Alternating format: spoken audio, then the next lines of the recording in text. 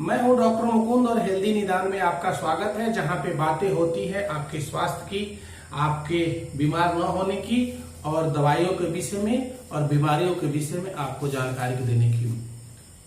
तो दोस्तों, आज हम एक ऐसी बीमारी के विषय में बताने जा रहे हैं जो रेस्पिरेटरी सिस्टम से रिलेटेड है, यानी श्वसन तंत्र से संबंधित है।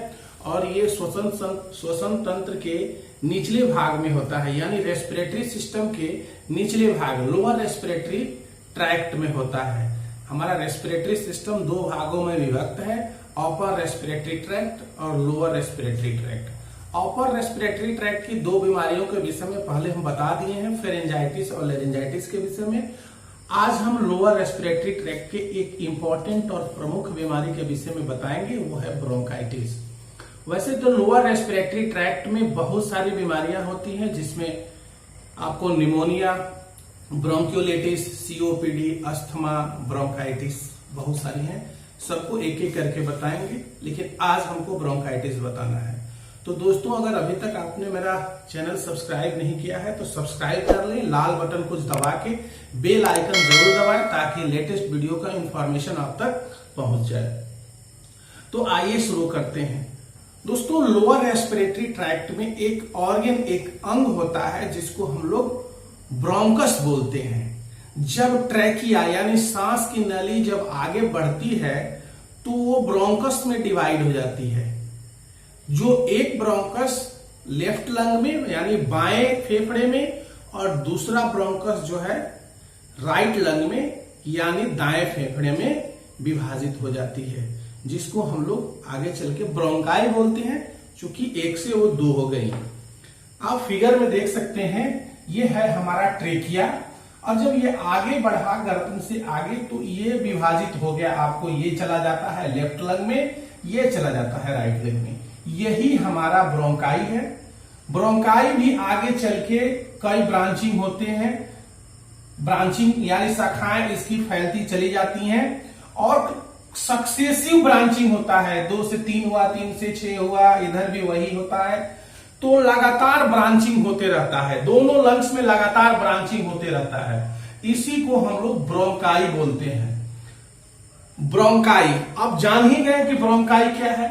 जब हवा ऊपर से हम लोग लेते हैं तो ट्रेकिया के बाद ब्रोंकस जो ब्रोंकाई में चेंज हो जाता है, primary bronchi, secondary bronchus, tertiary bronchus, dichotomous branching जब होती है तो इन्हीं के द्वारा हवा हमारे फेफड़ों में पहुंचता है। ब्रोंकाई आगे चल के आपको ब्रोंक्यूल्स जो होता है एल्वियोलर कैनाल और फिर एल्वियोलाई में चेंज हो जाता है।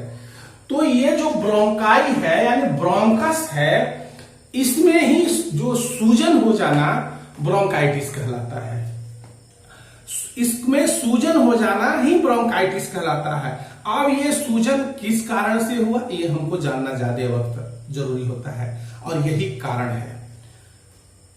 इसमें सूजन दो कारण से होता है। एक तो वायरल इन्फेक्शन, जिसको हम लोग एक्यूट ब्रोंकाइटिस बोलते हैं। वायरल इन्फेक्शन के कारण जो होता है उसको हम लोग एक्यूट ब्रोंकाइटिस बोलते हैं। एक्यूट ब्रोंकाइटिस बोलते हैं, एक्यूट ब्रोंकाइटिस बोलते हैं।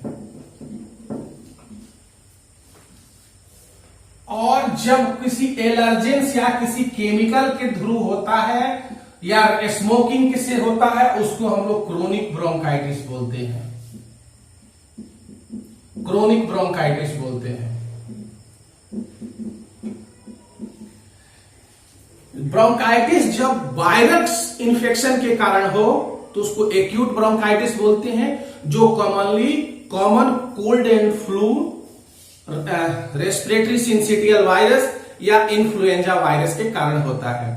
परंतु क्रोनिक ब्रोंकाइटिस में स्मोकिंग, एलर्जेंस, बाहरी कोई ऐसा चीज जिससे एस्बेस्टोसिस हो गया, किसी ऐसे plastic company, plastic paint company, plastic processing company में काम करते हैं जहां से डस्ट उड़ के आपके श्वास नली में घुस गया, ब्रोंकस में घुस के वहां से वो इन्फ्लामेशन, इरिटेंट बनाया और वहां से इन्फ्लामेशन कर दिया, तो ये क्रोनिक ब्रोंकाइटिस हो गया। जो हमारा ब्रोंकस होता है वो नॉर्मल स्मूथ हॉलो पाइप होता है, एकदम पाइप की तरह होता है। इसी से सांस, हमारा हवा जो है भीतर फेफड़े तक पहुंचता है। आप कैमरामैन उस फोटो को दिखाइएगा। और जब इसमें इन्फेक्शन हो जाता है तो ये हॉलो पाइप में इन्फेक्शन के कारण सूजन हो जाता है और पाइप की नैरोइंग हो जाती है, पाइप छोटा हो जाता है। कैमरामैन इसका भी आप फोटो दिखाइएगा। और इसमें जब नैरोइंग के होने की वजह से जो एयर का जो पासिंग होता है वो डिस्टर्ब हो जाता है, फेफड़े तक प्रॉपर हवा नहीं पहुंचती है। और जो पॉलेन्स और डस्ट होते हैं और वायरस इंफेक्शन के कारण वहां इरिटेट करने लगता है और वहां से म्यूकस का सिक्रेशन रिएक्शनरी होने लगता है। प्रतिक्रिया के रूप में वहां से म्यूकस का सिक्रेशन होने लगता है, जिसको हम लोग कफ बोलते हैं, बलगम बोलते हैं, फ्लेज्म बोलते हैं। ये बलगम का आना ब्रोंकाइटिस का सबसे इंपॉर्टेंट लक्षण है। ये तो आप लोग समझ गए, यहां तक आपको बता दिए। अब जब वायरस इंफेक्शन एक्यूट ब्रोंकाइटिस में होता है, common cold and flu virus के कारण, तो जो लक्षण आता है उसमें सबसे पहला लक्षण होता है आपको स्नीजिंग, छींक आना, नाक से पानी आना, खांसी होना, शरीर में दर्द होना और खांसी के साथ ठीक बलगम, गाढ़ा बलगम आना। ये 4 सबसे इंपॉर्टेंट लक्षण है। इसी 4 लक्षण के आधार पर हम जानने की कोशिश करते हैं कि ये ब्रोंकाइटिस है। और पांचवा, ये 4 के अलावा जो पांचवा मैं अलग से बता रहा हूं, जो सबसे इंपॉर्टेंट है और जो डॉक्टर ही केवल जानता है कि ये लक्षण है तो ब्रोंकाइटिस, वो है चेस्ट में इस आले से ऑस्कल्टेट करने के बाद से व्हीजिंग एंड रैटलिंग साउंड जो आता है, वो ब्रोंकाइटिस का पेकुलियर सिम्टम्स है। और shortness of breath patient feel करेगा, मलेश रहेगा यानी बुखार रहेगा उसको। और ये एक्यूट ब्रोंकाइटिस वायरस के कारण ही स्पेशली होता है, बैक्टीरिया के कारण नहीं होता है। और ये कॉन्टेजियस होता है, एक दूसरे से फैलता है। ये हो गया एक्यूट ब्रोंकाइटिस। क्रोनिक ब्रोंकाइटिस में आपको एलर्जेंस जो होते हैं वो वहां पे इरिटेट करते हैं। बेसिकली ये चेन स्मोकिंग के कारण होता है, सिगरेट स्मोकिंग के कारण होता है, और कोई भी इरिटेंट कंपनी में आप काम करते हैं, प्लास्टिक इंडस्ट्रीज में काम करते हैं, जहां से डस्ट आपको रेगुलर मिलते हैं, उसके कारण होता है। कोई भी सिम्टम्स अगर 3 महीने तक परसिस्ट किया, लॉन्ग टर्म इसका इफेक्ट रहा और बार बार आपको होता रहा बिना बुखार के, बिना सर्दी के, तो ये क्रोनिक ब्रोंकाइटिस के लक्षण है। यानी बुखार नहीं रहेगा आपका, लेकिन बलगम एकदम आते रहेगा, तो ये क्रोनिक ब्रोंकाइटिस है कहा है। और 3 महीने में, 4 महीने में, 5 महीने में कई बार अटैक करेगा, तो ये क्रोनिक ब्रोंकाइटिस के लक्षण है। और ब्रोंकाइटिस में जो बलगम आता है वो थिक येलो ग्रीनिश आता है और हमेशा निकलते रहेगा। तो ये लक्षण है जिसके आधार पे डॉक्टर डिफरेंशिएट करता है और बीमारियों से। तो कॉज हो गया कि कैसे हुआ, लक्षण हो गया कि क्या क्या लक्षण होता है। तो 5 लक्षण जो मुख्य है वो बता दिया गया। अब आगे आता है इसका ट्रीटमेंट। ट्रीटमेंट में जो सबसे पहला चीज है जो आपको करना है वो है इसमें बेड रेस्ट। दूसरा चीज है इसमें प्लेंटी ऑफ वाटर, चाहे आप हॉट वाटर पिए या कोल्ड वाटर पिए, लेकिन चिल्ड वाटर नहीं पीना है।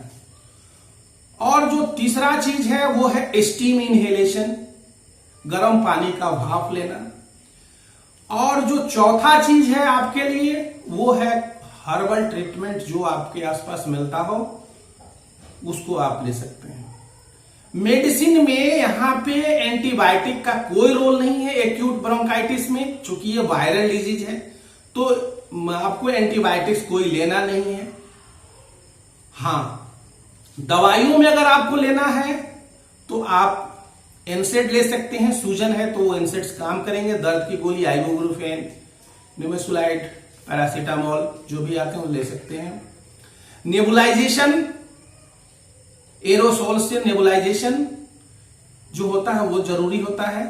अब नेबुलाइजेशन डायलेट करता है ब्रोंकस को, तो नेबुलाइजेशन जरूरी है। डिवोलिन और बुडिकॉट से या स्थालिन बुडिकॉट से लेके जो डॉक्टर प्रेस्क्राइब करेगा आपको लेना होगा।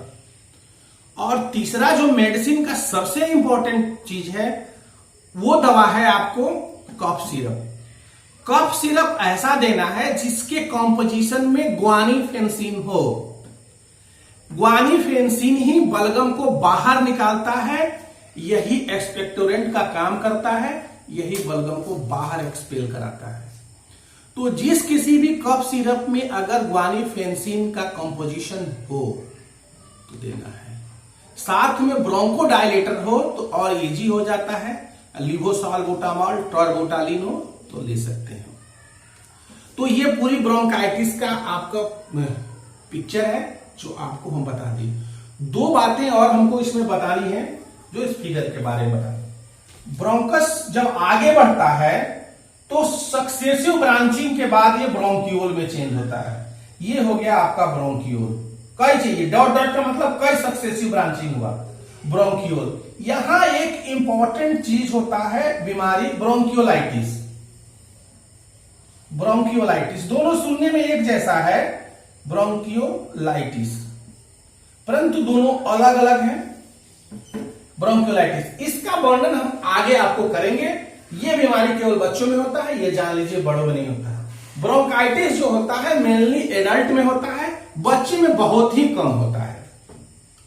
और क्रोनिक ब्रोंकाइटिस तो हमेशा एडल्ट में ही होता है, जिसको जान लेना है आपको। तो ये चीज हो गया। दूसरा बताना है कि आप कुछ लोग कहेंगे कि हम निमोनिया को कैसे डिफरेंशिएट करेंगे कि ब्रोंकाइटिस है या निमोनिया है। निमोनिया भी लोअर रेस्पिरेटरी ट्रैक्ट की बीमारी है। निमोनिया को मैं अगले वीडियो में बताऊंगा, थोड़ा सा जान लीजिए।